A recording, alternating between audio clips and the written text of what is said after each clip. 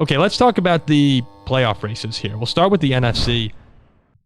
Out of all the teams, and let's take a look here. There's the Vikings. We'll say the Cowboys are in. So for the 6 and 7 spot, there's the Vikings, the Packers, the Rams, the Seahawks, and a bunch of NFC South teams. Out of all of them, Ziggy, who are you most confident in right now to make the playoffs? I hate to say this, Paul. It tears me up on the inside. Don't because we only got to see them bad for like 3.5 weeks. But at this point, it is increasingly hard for me to see how the Green Bay Packers do not make the playoffs. They've got a cupcake schedule. Jordan Love, I'm not saying he's the answer, but he's looking like a answer. I really think we are going to see Jordan Love and the Packers make the playoffs, Aaron Rodgers sitting on the bench, and celebrations in Green Bay because they can't even be bad for 1 year. Yeah, what do we have? 3 weeks? Is that actually what we had? 3 or 4 weeks? Yeah, so I'm thinking here, right? So like he looked good in that Falcons game and the Saints game. And then it was what? The Lions, Raiders, Broncos, Vikings. And then now he's been on a tear. It was 4 games. Horrendous. Yeah, and we talked about this, or I talked about this on the reaction show here. It's important not to get too high or too down on Jordan Love. We've said all season, you have to give him the full year to build his picture of what he's going to be for the future. And at times, so many people in the national media have gone all in saying they need to move on, or going all in saying, wow, we found our next Rodgers or Favre.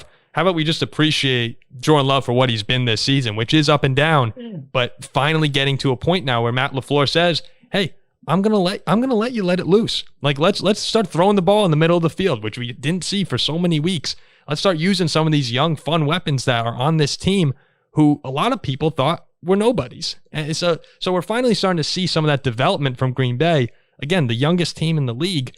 As they're getting better and better each week, it becomes a scarier sight for one of these teams. I don't think the Eagles, 49ers, Lions, I don't think any of them are staying up at night panicking about Green Bay yet. But when you see them beat the Chiefs, that's not a game they're supposed to win. That's a game where Kansas City should take care of business, continue their, destined route for the 1 seed like it is every season. And the Packers, you say, almost there. Let's make a playoff push next year. To see Jordan Love win that game and look the way he has, best game of career after best game of career, that's when I say, okay, God, like son of a bitch. They're actually going to get into the playoffs here. And you look at their schedule, you said, at the Giants versus the Bucks, at the Panthers, at the Vikings versus the Bears.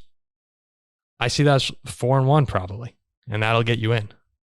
Yeah, I mean, I think it's interesting to compare how Jordan Love and CJ Stroud are being talked about. By the advanced numbers, they are having similarly good seasons. And imagine this were Jordan Love's first season in the NFL. 22 touchdowns, 10 interceptions, 2,900 yards on an up and down offense. It's not like he's had the world around him. I'm not saying he's looked like Patrick Mahomes, right? The Packers, I think, will investigate quarterback options this offseason. But based on what we have seen, the Packers should be comfortable rolling with him for another year. They should be confident that he has a good chance of being the quarterback of the future. And that's just unbelievable. I'm so sick of this. And this is what Packers fans can come to us to, right? I will give him credit. Jordan Love has by and large this season looked pretty good. Early in the season, I was harder than him on everyone else. When he started looking bad, I was easier on him than everyone else. And now, I think people are finally starting to get what we've seen. Last 3 games, 8 touchdowns, 0 interceptions. But come on. My inner Vikings fan just has to say, this is such crap that Jordan Love, he's bad for 3 games and suddenly he's good again. I don't know, man. But Packers are making the playoffs. It's the Packer magic, dude. You can't avoid it. It's Blue Sky franchise. Blue Sky franchise doesn't describe it, right?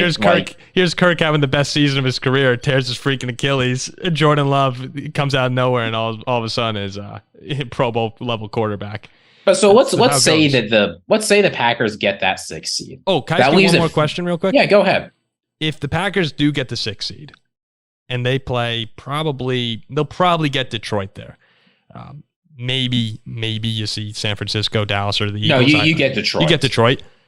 What's your confidence level they go in and win that football game right now? Is the ceiling to you a wild card spot? I know they just went and beat them, but in a playoff matchup, are you thinking that the divisional round is the ceiling for them, or do you say wild card and out?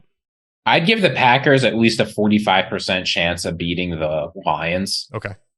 So you don't think you don't think it was a fluke at all going in there and beating them up? No, I mean, look, 45%. That might be unduly low, right? We're saying that Lions have a 55% chance of winning, big gap between those. But on the basis of what we've seen from these teams, what you need is the Packers to have a good game and the Lions to have a bad game. That's all you need, right? I think if either one of those things obtain, you don't need both, right? You want to beat the 49ers. Packers need to play the best football of their lives. 49ers need to have one of their worst games of the season. The Packers just have to play above average or the Lions below average, and it's a win. They split 1-1. They can absolutely win even in Detroit. I was looking too at the chances of Green Bay potentially sneaking in for an NFC, like stealing the NFC North. It's going to be really hard for them to do that. The Vikings have a chance because they get Detroit twice more on the schedule and can own that tiebreaker outright. So I'm more inclined to say the Vikings actually have a better chance to win the North than Green Bay. But when I'm looking at how the two teams are playing right now, you'd have to say the Packers are playing better football at the moment.